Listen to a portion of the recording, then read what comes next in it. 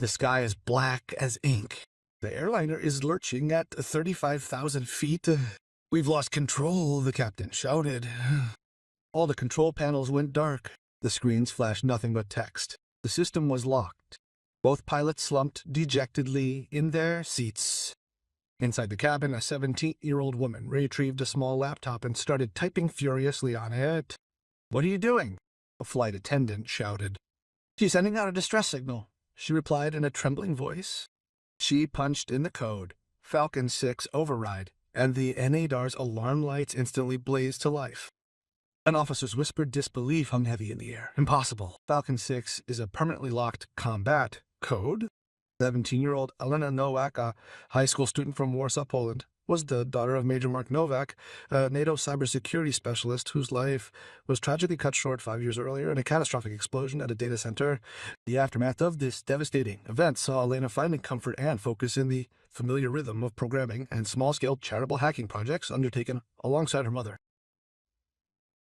True, she had inherited from her father not just his keen intellect, but also an almost preternatural gift for logic and a flawless memory for complex military system codes, skills diligently honed by years of observation and patient questioning. These years of learning and dedication were about to bear fruit.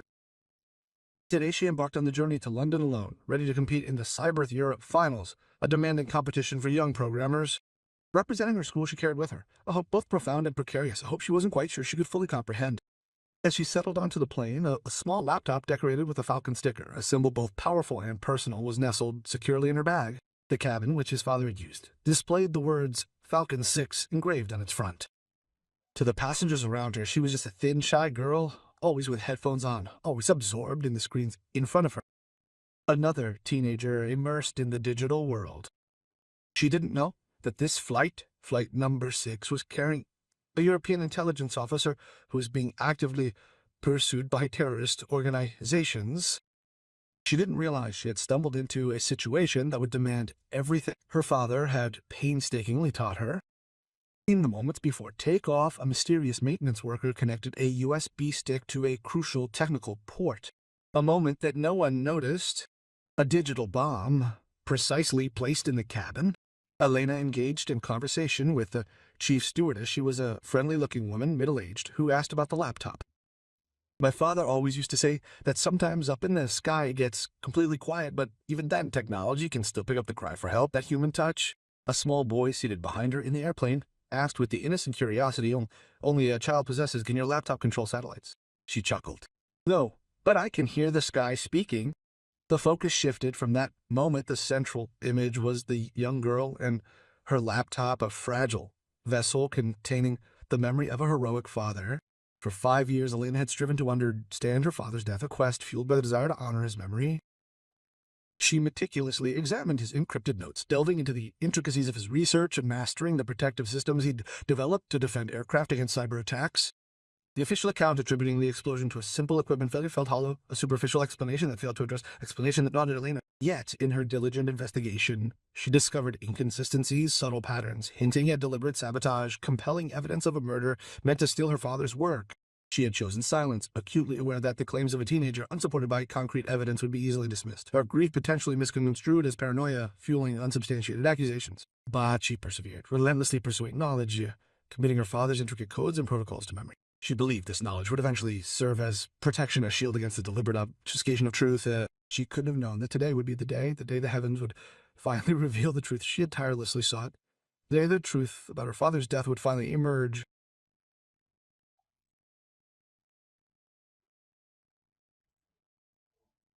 Elena opened her laptop, not to work on her competition project, but to run a routine diagnostic. She had taught herself, checking the plane's digital signature for anomalies. It had become a habit, a compulsive behavior, a consequence of losing a parent in a technological accident. This was driven by the unwavering belief that constant monitoring could avert disaster and identify any anomalies. She saw nothing out of the ordinary. The flight seemed normal, just another trip among thousands that took place.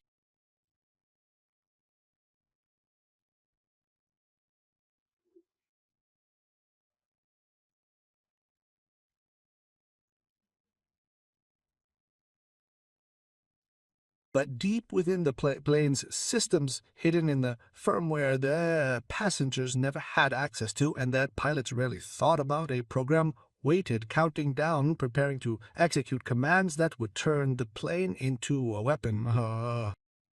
The maintenance worker the man who had planted the USB stick, was already on a train leaving Paris, sending encrypted messages to his contacts that the package had been delivered and that the operation was proceeding according to plan.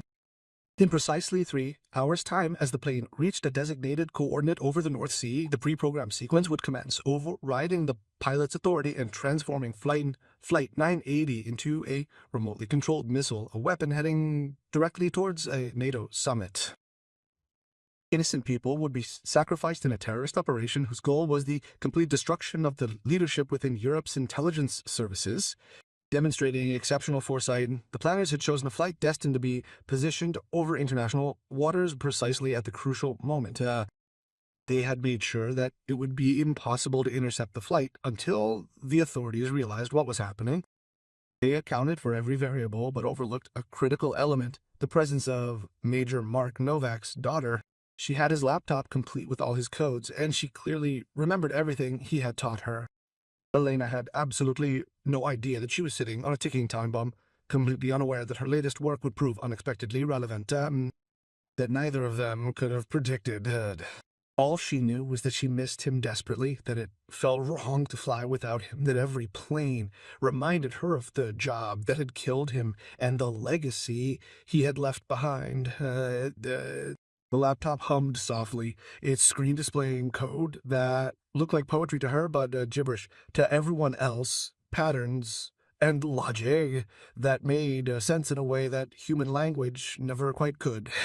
She had told her mother once that programming was like talking to her father, that code was a language they both spoke, that writing software kept his memory alive. Her mother's tears flowed, a complex mix of understanding and utter confusion, a gratefulness for her daughter's possession, warred with a deep concern that it was too much, that Elena remained trapped in the past, failing to create a path toward her own future.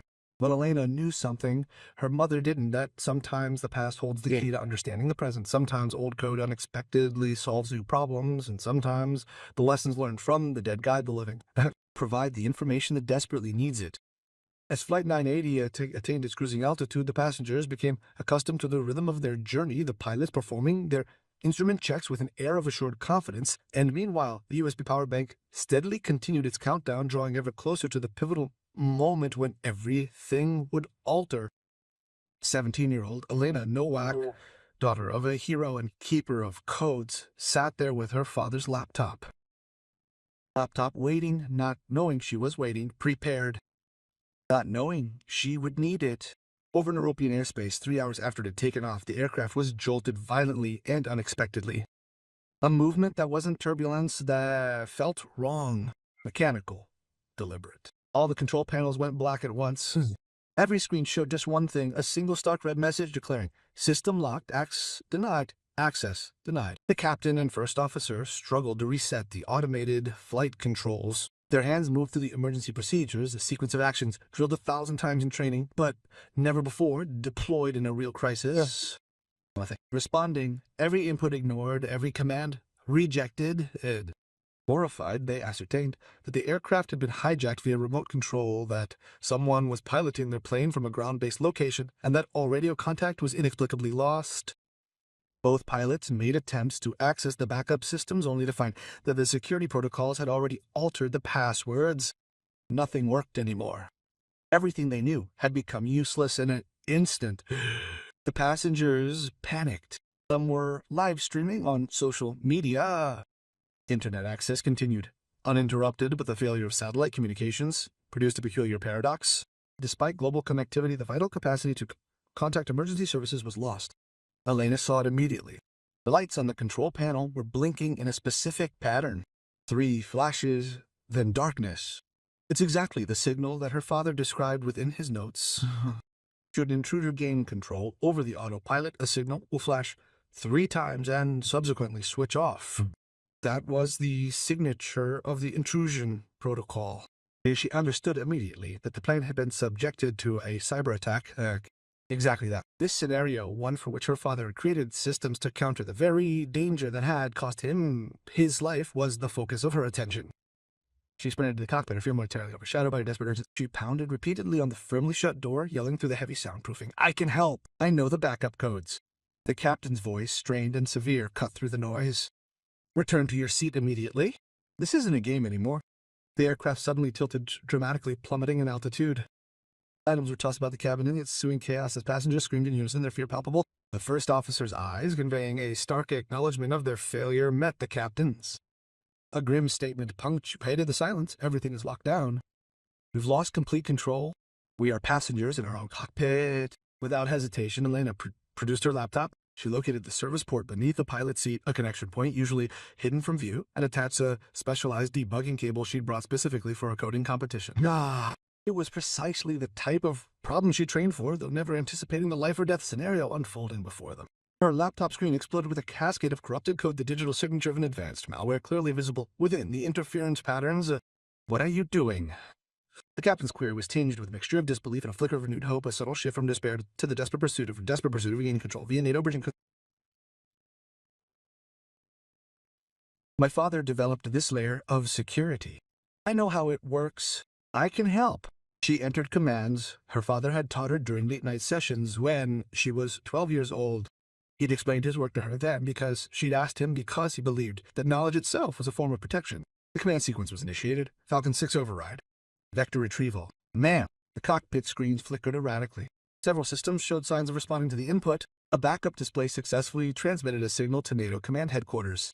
On the military radar screens, the message appeared: "Falcon-Six active. Source unknown." The command center reacted instantly. Seasoned operators immediately identified a code that should not exist, a code belonging to a project decommissioned 5 years prior, a project deemed impossible to reactivate. Engineers hypothesized that the Falcon-Six Rapid Response Project, terminated following Major Novak's death, had somehow triggered an unforeseen automatic failsafe mechanism, one entirely unknown to those currently in operation. Colonel Brix, the officer on duty who had served alongside Mark Novak, paled visibly upon seeing the code. This was impossible. The only individual authorized to use this code was Mark Novak, and he was dead. He's been dead for 5 years, but the signal was real. It's clear the transmission came from civilian airspace and demanded an immediate answer. Elena in the cockpit was engaged in a struggle against the malware. She recognized patterns she had carefully studied within her father's encrypted files, and realized this wasn't random terrorism, but something targeted at her family. Someone had stolen her father's work, and reversed his sincerity to weaponize his shields. He'd turned his protection into an attack. The code signature matched fragments from the investigation into the explosion at the data center, the incident that had killed him. An incident that had been officially ruled an accident, yet one that had always felt profoundly wrong. Elena grasped with chilling clarity the horrifying truth. The person controlling this plane had killed her father, a cold-blooded assassination to seize his codes. A 5-year wait had ended with this devastating attack, an act built using the very tools and knowledge her father had dedicated his life to safeguarding. Anger gave her focus. Grief gave her clarity. She typed faster, reaching into back doors her father had built into his own systems. Among the security measures he'd put in place were those he'd designed to protect his work if it was ever compromised. The malware was incredibly sophisticated, yet its foundation lay in stolen principles. Elena, however, possessed a far deeper understanding of these principles than the thieves, having learned them directly from the architect himself. She entered another command, Eco F6 Defense Lockdown. The system requested a voice confirmation. Her hand trembled. She knew this moment might come. In anticipation, she had prepared, carrying the audio file everywhere, never once believing that she would actually find herself needing it.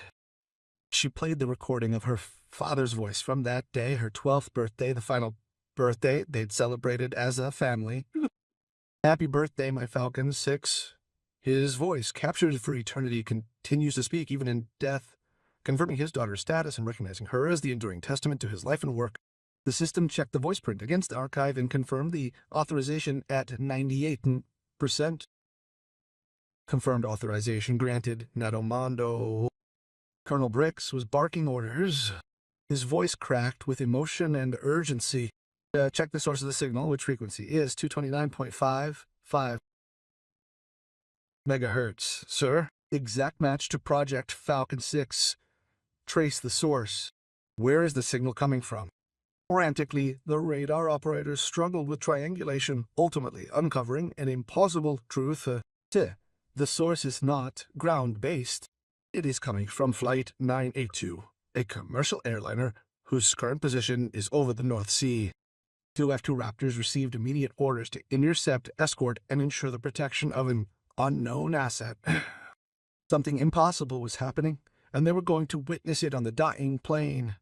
Elena worked with an intensity that exceeded her fear, channeling 5 years of grief into a purpose that proved that her father's legacy lived on not just in codes, but in the daughter who had learned his language.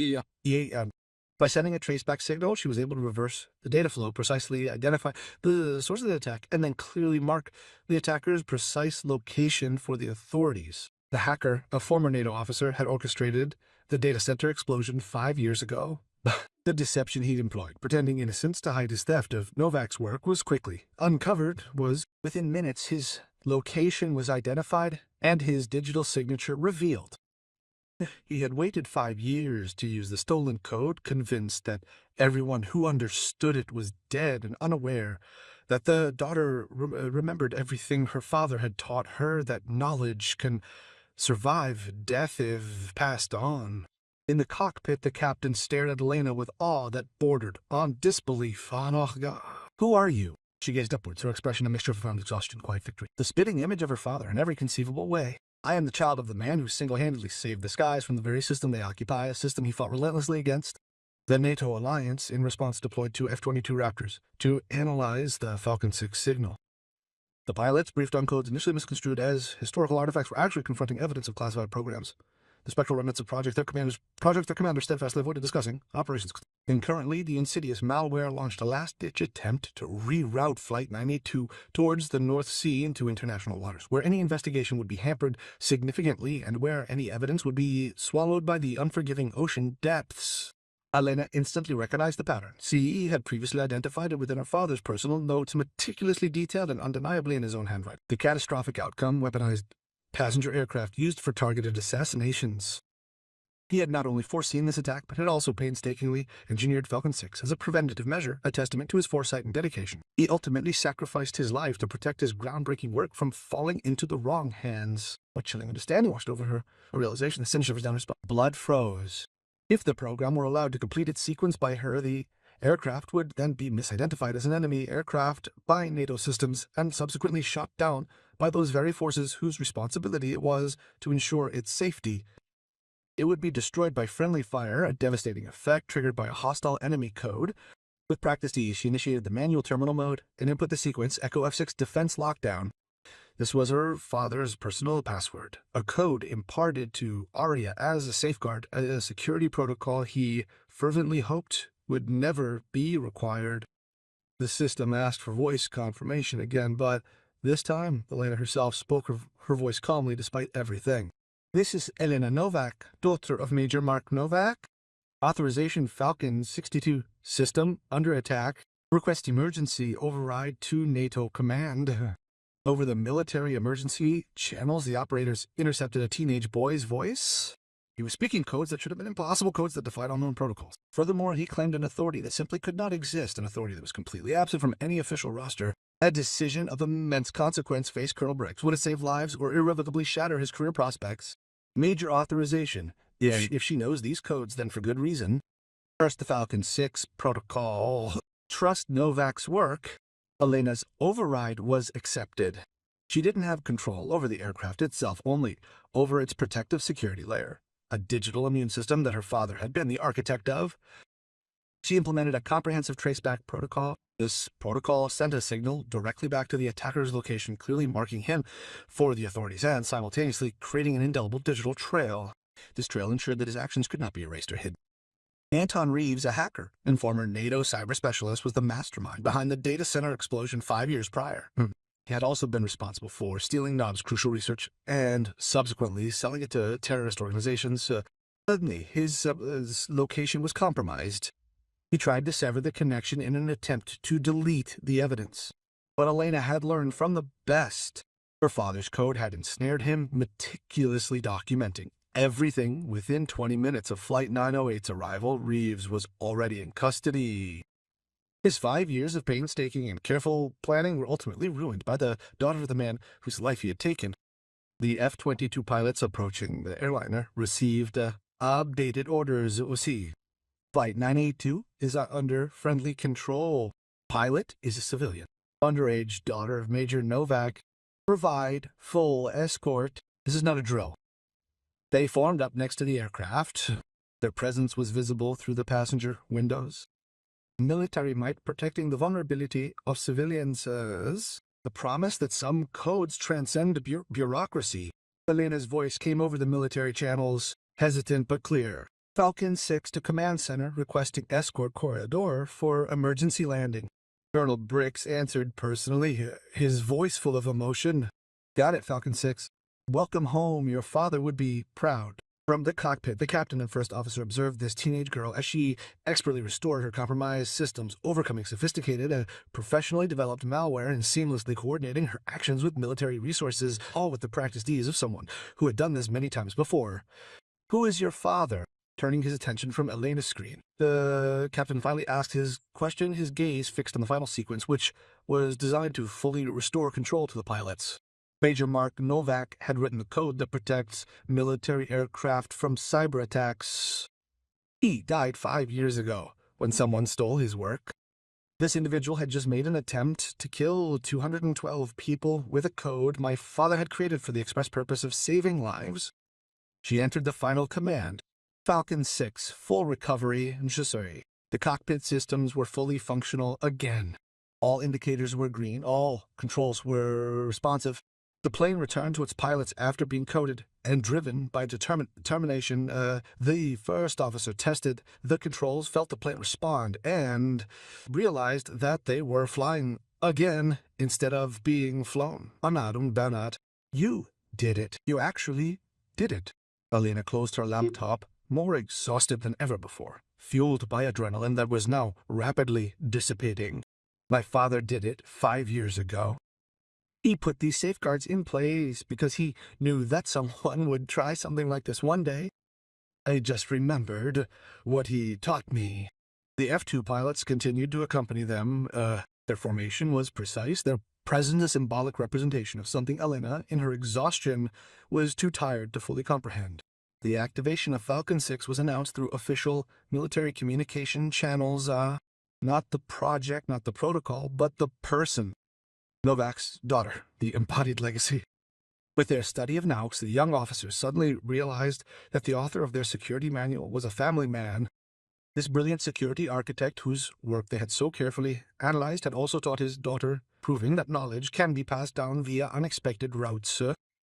Colonel Bricks retrieved Novak's file, a document he hadn't examined in years, and carefully read the section detailing Novak's family, a part he had previously only glanced at. Apart. The ages of his wife and daughter were now automatically updated by the system. Elena would now be 17, just the right age for the voice she had, for the courage, the knowledge she had displayed. He dialed the number in Warsaw, listed in the file's contact information, and spoke with a woman. Her concerned tone was quite expected. Official calls seldom brought good tidings. Ms. Novak, this is Colonel Bricks, calling from NATO Air Defense. By adhering to her husband's carefully implemented safety protocols, your daughter has just saved 2 lives. She is safe. She is truly remarkable. And her arrival at RF Base Leonheath is expected within the next 30 minutes. We're sending them a transport. The length of the silence on the line was such that Bricks suspected the connection had been cut. Then she found his codes. I advised her to release them and get on with things, but she remained engrossed in their study, steadfast in her conviction that they were significant. She was right. He was right. They were both right. As Flight 18 smoothly descended towards the military base, the passengers, previously overcome by terror and screaming in fear, now sat in unnerving silence, their gazes fixed upon the teenage girl who had miraculously saved them. They struggled to comprehend how someone so young could possess such profound and powerful knowledge. The little boy, after his question about satellites, leaned forward and said in a low voice, "You can control more than just satellites. correct?" Elena smiled wearily but sincerely. "I can hear the sky. My dad taught me this skill, and today the vast expanse of the sky needed someone to hear it. The F-2s flew in formation alongside them until they landed. A company of honor guards stood ready for the girl who had awakened her father's last gift, a testament to the enduring power of lessons learned, proving that coded messages can transmit love across time, demonstrating that a father's teachings to his daughter transcend even the boundary of death itself. Flight 982 landed safely in Edinburgh, Lakenheath. Military precision replaced civil chaos.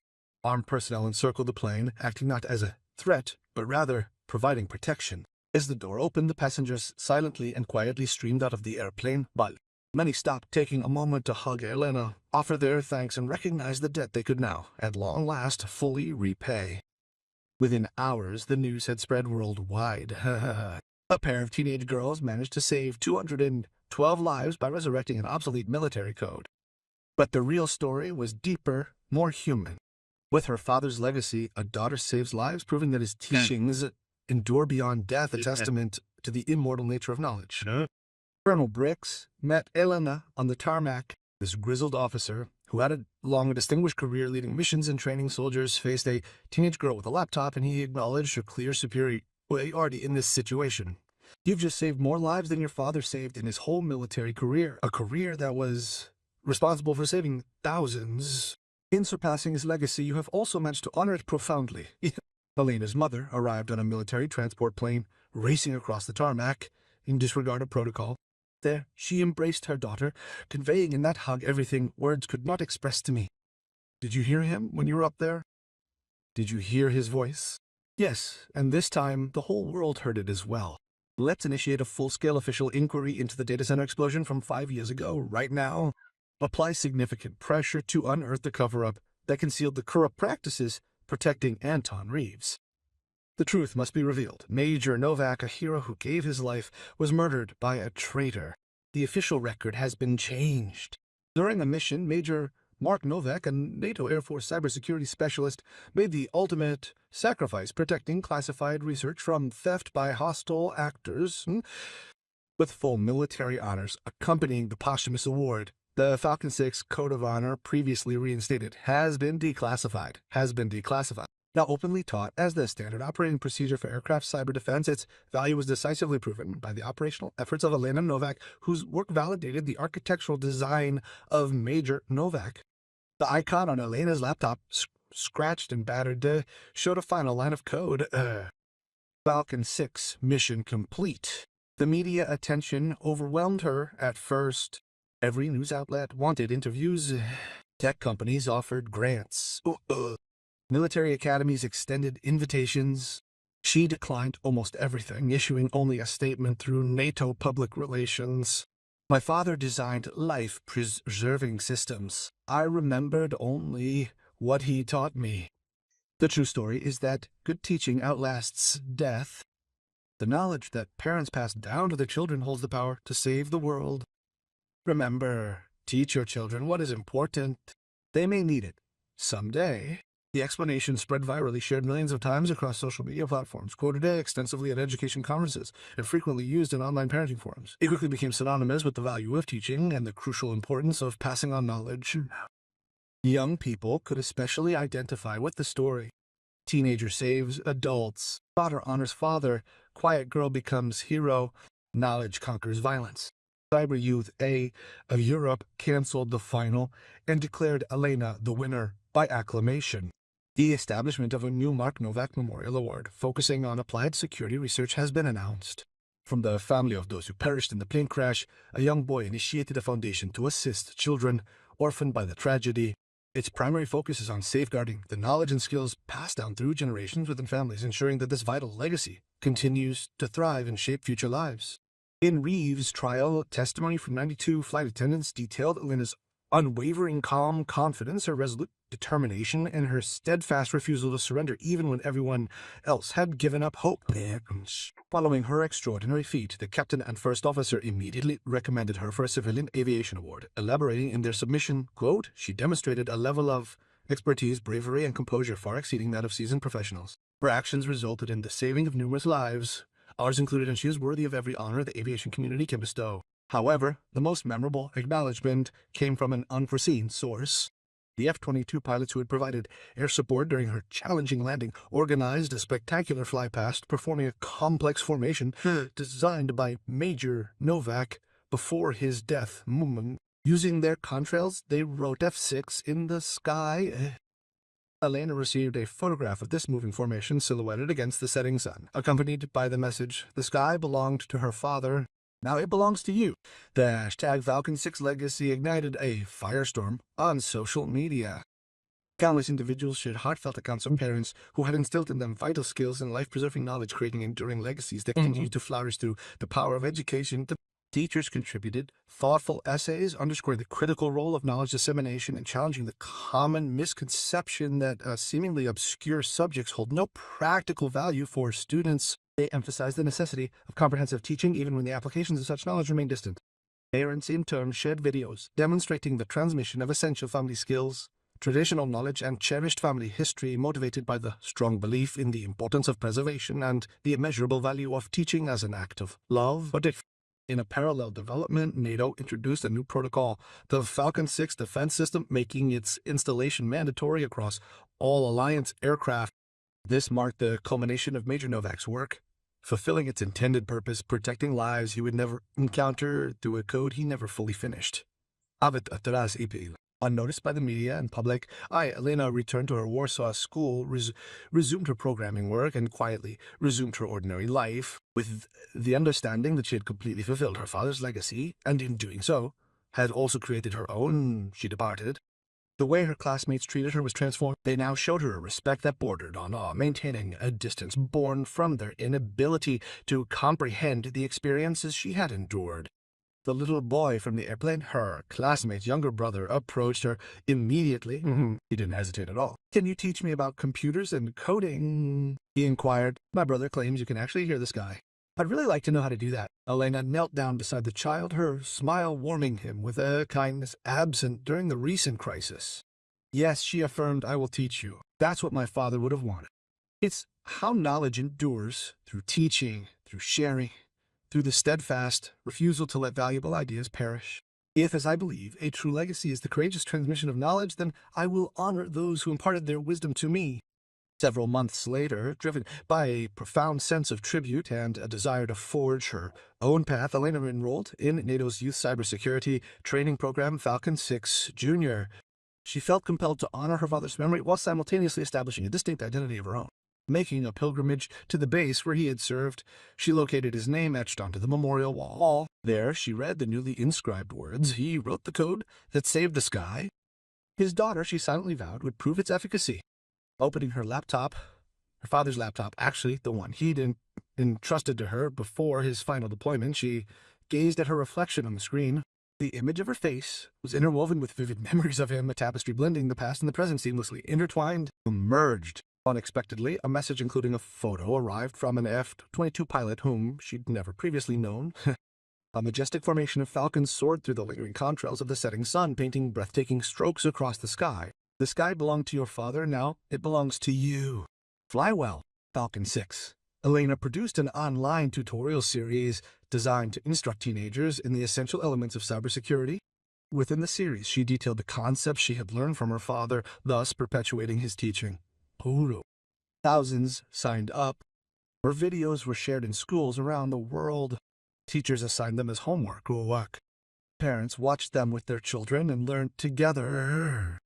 She named her series Code Legacy, and in the very first video she explained, "My father instilled in me the belief that knowledge is the only gift that truly flourishes when shared. He may be gone, but his teachings continue to inspire me. I share this knowledge with you, hoping that you will carry the torch and pass it on to others. In this way, we can ensure that good ideas achieve a form of..." The North Atlantic Treaty Organization, NATO, has made the official decision to reinstate the codename Falcon-Six and to display it continuously in all its command centers and all its... The purpose is to fully inform every operator of its history and to ensure that the significant contributions of Major Novak are never forgotten. His legacy will live on.